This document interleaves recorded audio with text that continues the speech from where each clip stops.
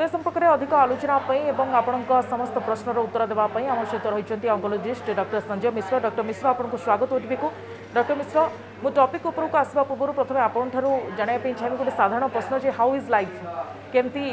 कटुची आपण समय एवं कोविड रोगी मानकर सेवार तो आप सब व्यस्त एवं फ्रंटलाइन वारियर आपण सामने रही आम मान सुरक्षा दौरान तो केमती अच्छा मुझे प्रथम जानापी चाहिए।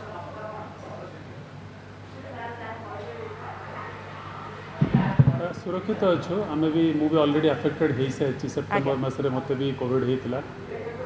मॉडरेट डिग्री रही कष्ट भी होता से टाइम बट आम कैंसर पेसेंट मैनेजमेंट कौन टाइम बाधाप्राप्त होनी कहीं कैंसर पेसेंट रे मोर्टालिटी रेट आउ जोटा सीवियरिटी कोविड पेसेंट को काफ़ी अधिक सीरीयस हबार चांस अच्छी तेणु आम कौन प्रकार कैंसर ट्रिटमेंट मैनेजमेंट बंद करूँ जदि आम कैंसर पेसेंट मानकर ट्रिटमेंट रे मॉडिफिकेशन आनीचु सोशल डिस्टेंसिंग प्रति पेसेंट कर आम कोविड टेस्ट कलापर ट्रिटमेंट को नौचु सर्जरी हो रेडियोथेरापी हो केमोथेरापी हो सबूर ट्रिटमेंट पूर्व आम प्रथम कोविड टेस्ट करुचु से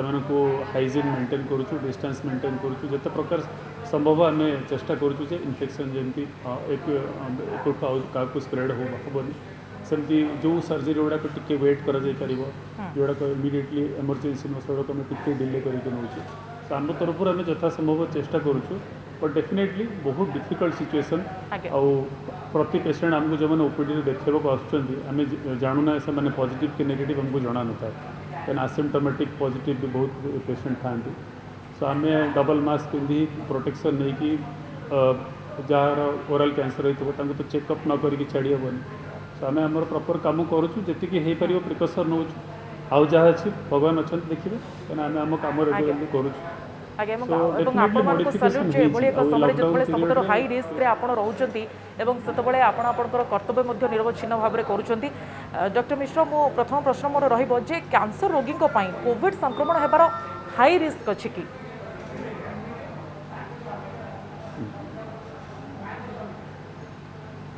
एक्जाक्टली कहूँ गले कैंसर पेसेंट हाई रिस्क ना जो मैंने इम्यूनो कम्प्रोमाइज केतेटा कैटेगोरी ऑफ पेसेंट अच्छा जो मानक आम हाई डोज केमोथेरापी दूचु इम्यूनोसप्रेसिव केमोथेरापी दूचु किंबा सर्जरी हॉस्पिटल एडमिट होती और surgery just post surgery immunity टी लो थाए तो सही फेजटारे टी अधिका रिस्क थाए सो से पीरियड में प्रॉपर मेंटेनेंस देखा पड़ो आउ इवन रेडियोथेरापी जो मैंने नौ रेडियोथेरापी आज such is not immuno compromising आर द्वारा इम्यूनो कम्प्रोमाइज हुए किंतु रेडियोथेरापी जेहेतु पेसेंट नबाक आसर गोटे टेबल आम 40-50टा पेसेंट गोटे दिन को ट्रीट करुँ सो जड़े भी पॉजिटिव हेल्ले अलग लोक रिस्क हबार चांस थाए तेणु प्रति पेसेंट को आम टेस्ट कर से हाइजीन मेंटेन कर समस्त अलग गोटे पेपर पका हुए ताकूटा चेंज करा हुए सो से टाइप मेंटेन करा हुए आज सच जदिव कैंसर पेसेंट मैंने जब इम्यूनो कम्प्रोमाइज ना रिस्क अधिका न था आज्ञा एवं खास कर डॉक्टर मिश्र जानापी चाहिए जे जदि आम तीनोटी कैटेगोरी करवा जो मानू कैंसर हो सारी जो मैंने कैंसर अलरेडी ट्रिटमेंट से सरी जाइए जो मैंने रिसेंटली डायग्नोज जो मानकर ट्रिटमेंट आरंभ हो आरंभ एवं रिसेंटली होती जो मानकर ट्रिटमेंट चली क्षेत्र में जदि कोविड होती किभली भाव में मैनेजमेंट करा किभली ट्रिटमेंट रे परिवर्तन करा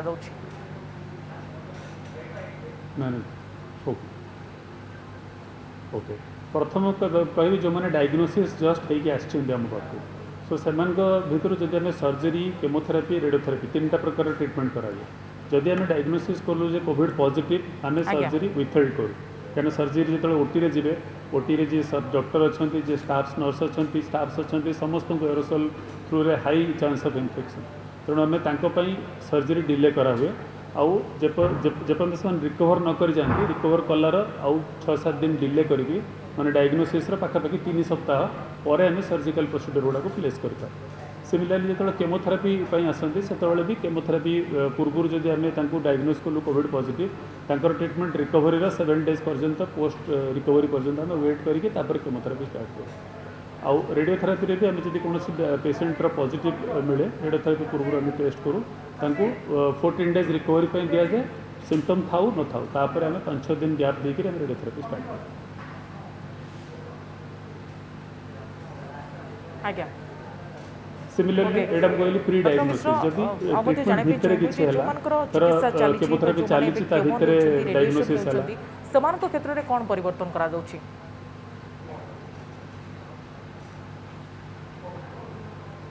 हाँ तेणु जदि केमोथेरापी चली भितर नेक्स्ट गोटे साइकल रे तो नेगेटिव होता आम देइथिबु नेक्स्ट साइकल जस्ट पूर्व आम पुणी थर टेस्ट कलु ता धर पॉजिटिव आसला आम से टाइम केमोथेरापी ब्रेक करूँ सेम 14 डेज गैप दो एगेन रिकवरी है स्टार्ट करा सिमिलरली रेडियोथेरापी जो चली रेडियोथेरापी बंद करी इनफेक्टिव पीरियडटा गैप दि जाए रिकवर कलापर पुणी थर ट्रिटमेंट स्टार्ट करा आज्ञा एवं जो मानकर चिकित्सा सरी जाइए कोविड रे से माने कौन करेंगे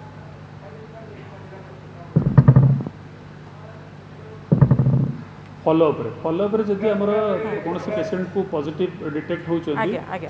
जमती नॉर्मल लोक ट्रीट करा जाए से टाइप ट्रीट करा कहीं जस्ट रेडियोथेरापी केमोथेरापी कि सर्जरी सरीजार 2 सप्ताह पर इम्यूनो कम्प्रोमाइज न था they are as good as normal people तेणु जब पॉजिटिव हुए सेमती सिमिलरली ऑक्सीजन सैचुरेशन मॉनिटर कराहब ब्लड पैरामीटर्स चेकअप कराहब जो प्रोटोकॉल हिसाब से मेडिसिन अच्छी से दिहब 8 डे आड़ को जब पेशेंट किसी सिम्पटम डिटोरेट होमें पल्स ऑक्सीमीटर सैचुरेशन कम आम सिमिलरली सीटी स्कैन करके थोरासिक लंग रे केते इन्वॉल्वमेंट देखा जो पेशेंट मैंने मॉडरेट कैटेगरी को जाऊँच आम पुणी एडमिशन रिकमेंड करूँ जमी आम नॉर्मल पेशेंट को मैनेज करूँ से टाइप मैनेज करूँ आज्ञा एवं अनेक क्षेत्र में डॉक्टर मिश्र यह देखा मिलूँ जे इयरली डिटेक्शन होनी जदि भी कोरोनार किसी सिम्पटम देखा दूसरी लोके हल्का भाव में नहीं कैंसर पेशेंट हूँ जदि डेरी रे डिटेक्शन होती कौन समस्या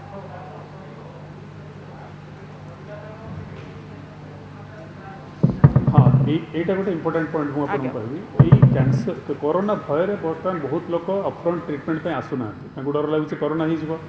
तेणु से घरे रहीकि जो लास्ट फर्स्ट वेवटा जो आसाला से कोरोना डर रे लॉकडाउन होगा लोक आसिले डरिक तेणु 2-3 मास पर जो लॉकडाउन खोलला जो पेशेंट भय कमिला से आमको एडवांस डिजीज नंबर बहुत बढ़ीगला जो अर्ली डिटेक्शन अर्ली डिजीज आमको बहुत माने जी परसेंट आसाला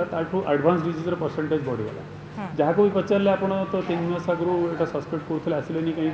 ना कोविड लगे आस पार्लुनि डरिकी रहीगलु और या द्वारा कौन है बहुत एडवांस डिजीज आसवा द्वारा आम रिजल्ट भी पुअर है सेमती जो फेज्रे पुणी देखुं आप पेशेंट मैंने आसीपार एवं आम नंबर ऑफ पेशेंट जो ओपीडी आसते 40 to 50% कमी कहीं से किसी लोग कोरोना को डरिकी आसुना कि लोग भयभीत होती इनफेक्टेड हो कि लॉकडाउन लगी दूर दूरांत जगह ट्रावेल करना से आम गोटे लेटर लिखिकी पठाऊँ व्हाट्सएप हो कि मेल रो से लेटर देखिए से आसपा जो मानक से सब मीडिया जना नहीं से रही जाती यही डिले लगी एडवांस केसेस नंबर 2-3 मास पर पुणी अधिका एडवांस केस पुणी सर्च हो सो प्रॉब्लम यह कि ट्रिटमेंट रिजल्ट अर्ली स्टेज अपेक्षा खराब रिजल्ट मिले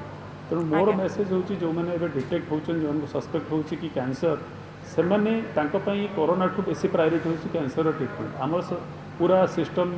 ओपन अच्छी आम सब ट्रिटमेंट करने को रेडी अच्छे जदिव हॉस्पिटल किसी बेड आमको जेहेतु गवर्नमेंट इंडिकेशन हो कि कोविड पेशेंट आमको अधिक बेड दबा पड़ी तेणु बेड्र सर्टेज टी अच्छी यहाँ खाली आम हॉस्पिटल में सबुआड़े अच्छे किंतु जो मानक इमरजेंसी ट्रिटमेंट दरकार ट्रिटमेंट कौन अति अधिक डिले आम करूँ आज्ञा एवं कोरोना जदि संक्रमित होती जड़े व्यक्ति ताहले जदि कैंसर रोगी होता से ट्रिटमेंट अलग कि आप जमी कहले जे आप अलग मैनेजमेंट करुँच किंतु साधारण रोगी मैंने जो मेडिसिन खाऊँ जो मानक साधारण व्यक्ति जो मानक कोविड हो जो प्रकार ट्रिटमेंट से करा मेडिसिन जो प्रकार खाऊँ कौन कैंसर रोगी क्षेत्र में से कि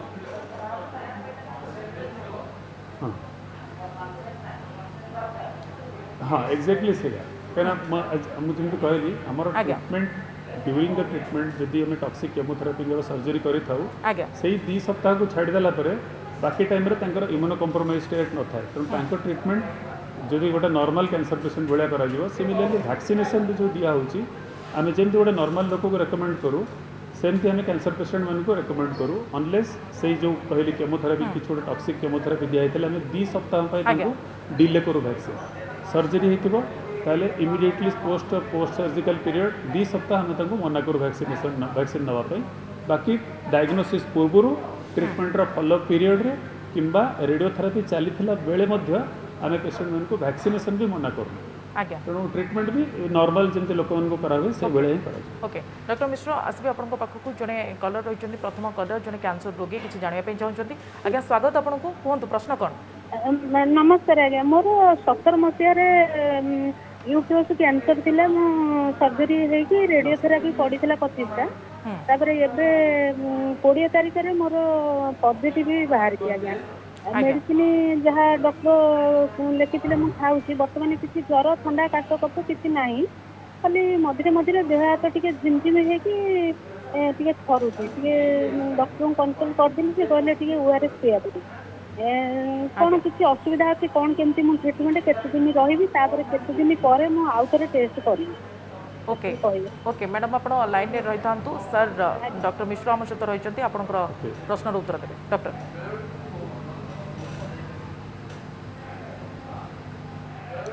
प्रथमतः कौ टाइप कैंसर मुझे जानवा चाहिए कौ जगार कैंसर इरेस्पेक्टिव ऑफ कौ जगार कैंसर जदि 2-3-4 वर्ष पूर्व होता कैंसरटा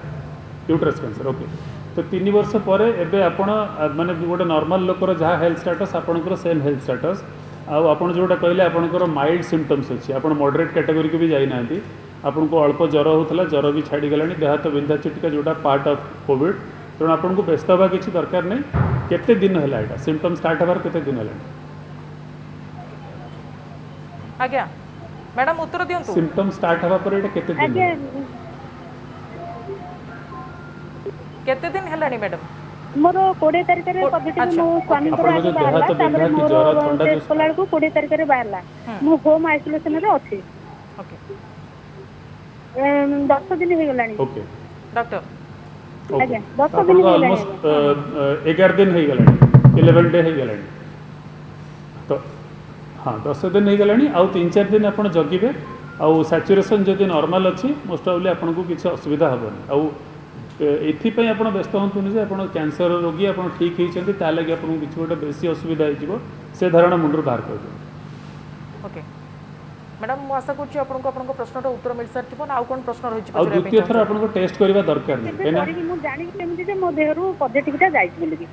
ओके फर्दर टेस्ट केबे करबे डॉक्टर पचारथिले जे तांकर आउ थरे टेस्ट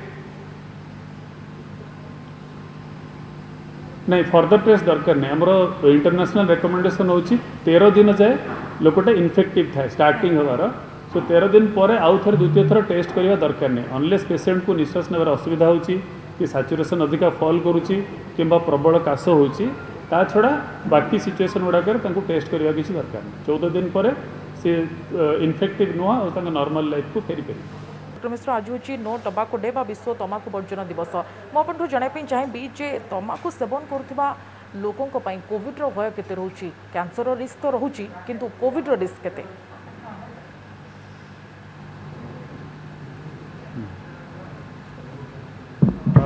बेसिकली तंबाकू खाऊा लोक मैंने अनहाइजेनिक पान खावाई मास्क काढ़े बाहर को जी सिगरेट खावा मास्क काढ़े तेणु सोशियाली बसा उठा किसी सांगसाथी मिसिकी सब से अभ्यास बेलू मिलामिशा करती तेणु से दृष्टि रिस्क अधिक एमती नुहे तंबाकू खावा द्वारा इम्यूनिटी कमी जाए बट तंबाकू खावा द्वारा सोशल जो गेट टुगेदर जो हुए जो से खाती खाଇବା लगी से प्रॉपर सेफ्टी मेजर्स गुड़ा नहीं पारती तेणु रिस्क से हिसाब से बढ़ जाए आज्ञा एवं आम दर्शक मान कही रखुचु एथर थीम रही प्लस तंबाकू खावा द्वारा कैंसर रिस्क अलग कौन डॉक्टर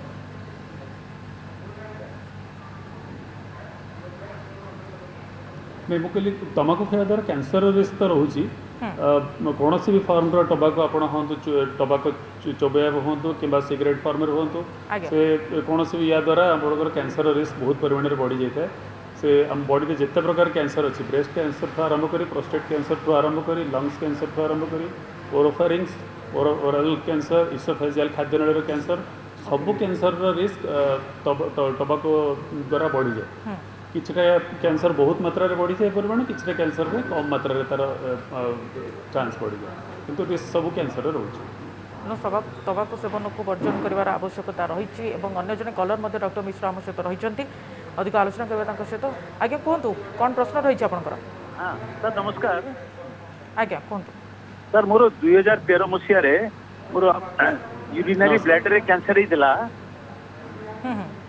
सर सेटा मु ऑपरेशन कर दी मु बॉम्बे प्रत्येक समाज टेस्ट करूली टाटा मेमोरियल हॉस्पिटल रे किंतु जेहेतु अबिका कोरोना पाई मु 1.5 वर्ष ला जाई परुनी तो सर मते कोन करे उचित डॉक्टर हेलो आज्ञा ଆପଣ ଆପୋଲୋରେ ଆସି ଆମକୁ ଏକ୍ଜାମିନ୍ କରିପାରିବେ, ତାର ରୁଟିନ୍ ଅଛି ବର୍ଷକୁ। ହଁ କୁହନ୍ତୁ ଡକ୍ଟର। ଆମର ଏଠି ଆପୋଲୋରେ କ୍ୟାନ୍ସରର ସବୁ ପ୍ରକାର ସ୍ପେଶାଲାଇଜେସନର ଡକ୍ଟର ଅଛନ୍ତି। ଆପଣ ଏଠି ଆସିକିରି କିମ୍ବା ଆପୋଲୋ ହଉ କିମ୍ବା କୌଣସି କ୍ୟାନ୍ସର ହସ୍ପିଟାଲରେ ଭଲ କ୍ୟାନ୍ସର ହସ୍ପିଟାଲରେ ଯାଇକି କ୍ୟାନ୍ସର ବିଶେଷଜ୍ଞଙ୍କୁ ଦେଖେଇ ପାରିବେ। ଆଜ୍ଞା ତାର କେତେଟା ରୁଟିନ୍ ସାର୍ ଆପଣଙ୍କ ଚେକଅପ୍ ଥାଏ, ପ୍ରଶ୍ନ ବର୍ଷକୁ ଶୁଣି ଥରେ ସାରିଛନ୍ତି ସିଟି ଡକ୍ଟର ସ୍କାନ୍ ଏବଂ କିମ୍ବା ପେଟ୍ ଉତ୍ତର ସିଟି ମଧ୍ୟ ସ୍କାନ୍ ରଖୁଛନ୍ତି। କରାହୁଏ। ସୋ ସେଇ କୁହନ୍ତୁ ଡକ୍ଟର। ହଁ ମୁଁ ଅଡିବୁଲ୍ ତ ମୁଁ କହିବି। ଆଜ୍ଞା କୁହନ୍ତୁ।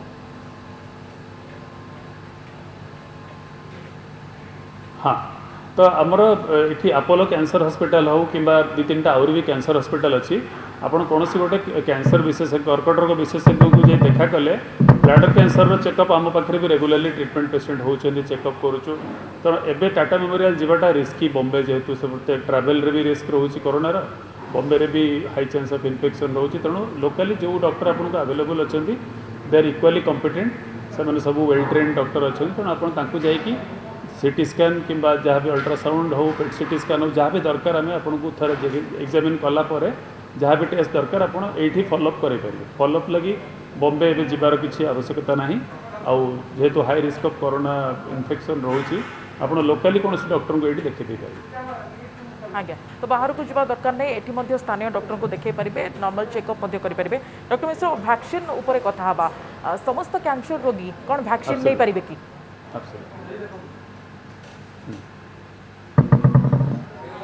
एब्सोल्युटली नहीं पारे। वैक्सीन रे हमर सबू कैटेगरी ऑफ कोविशील्ड हो कोवैक्सीन हो स्पुटनिक हो सबू वैक्सीन रे 80 ରୁ 90% पर्यंत प्रोटेक्शन मिलूँ। आउ प्रति कैंसर पेशेंट को आम रेकमेंड कर प्रति नॉर्मल लोक को जमी रेकमेंड करूँ वैक्सीन नवा कथा प्रति कैंसर पेशेंट को भी आम रेकमेंड करूँ। केवल केतेटा पीरियड रे इम्यूनो कम्प्रोमाइज पीरियड जोटा थाए पोस्ट केमोथेरापी गोटे स्ट्रॉन्ग केमोथेरापी नहीं थे से टाइम रे इम्यूनिटी कम थाए कि जस्ट सर्जरी होती से 2 सप्ताह 2 सप्ताह इम्यूनिटी कम थाए से पीरियड को छाड़िकी प्री डायग्नोसिस ड्यूरिंग ट्रीटमेंट किंबा पोस्ट ट्रीटमेंट फॉलोअप आम सबू पेशेंट को वैक्सीन नापी रेकमेंड करूँ। आज्ञा एवं जो मैंने केमो नहीं से माने किसी दिन अपेक्षा करेंगे ना सांगे सांगे केमो सरीबा परे नहीं पारे और जो मानकर बोन मैरो ट्रांसप्लांट होती से माने संगे संगे नेबे ना किसी दिन अपेक्षा करने आप परामर्श देवे कौन नियम रही।